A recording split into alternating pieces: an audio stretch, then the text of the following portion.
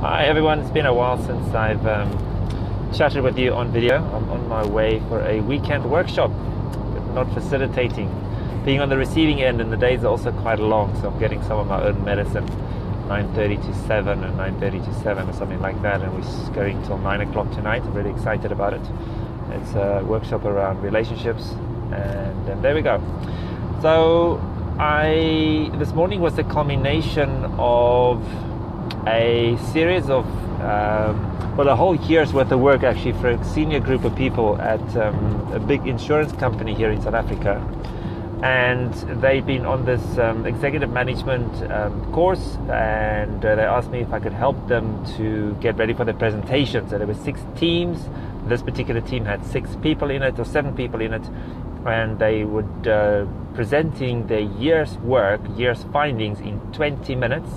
And then one of the teams wins the event, and a lot of senior people there, and so it was very important to them. So it was so fabulous just to work with them over the last few weeks, and then so proud of them today to see how they just did their stuff. So just the stuff just works, it just works. Some of them they were very dubious about, and then they did it and it actually worked, and we know that it works. The one thing that I want to re-emphasize for anybody watching this again is the importance of conversational. Now, I went there today to support them and see them in action and film them, and I was there in time to see the group that presented just before they did, and they chose to do their presentation, this other group, as in an interview style. So this woman was interviewing them, asking them the questions, and that's how.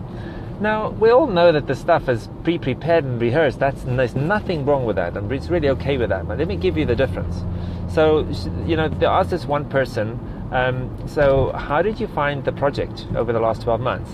And his response, well, Susan, I found the project to be extremely taxing.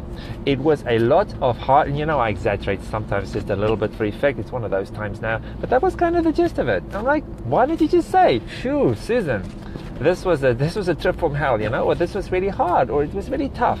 Just the way that you would talk to me, or I would talk to you, hopefully over a cup of something. So that was the one thing, just a conversational style.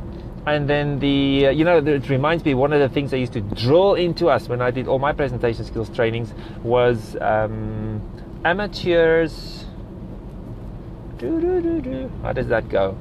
I'll have to think about it. I'll tell you another day when I remember. The other thing was around languaging. So one of the things, for example, is every team, almost every team, apparently, the 2 teams that I saw and some of the others, was they talked about the strengths and the weaknesses of everybody on the team. Now, there's nothing wrong with that, and I might even use that language over coffee or tea. But I would probably be more inclined to say, well, there's some things that some of us are good at, and then some things we're really just not good at, or suck at, or whatever. I don't know. I do know. Just use conversational language, won't you? It makes all the difference in the world. And it means we're just having a conversation, and you're not using words that you wouldn't normally use. And it means I can connect to you easier, and so can most people in the audience.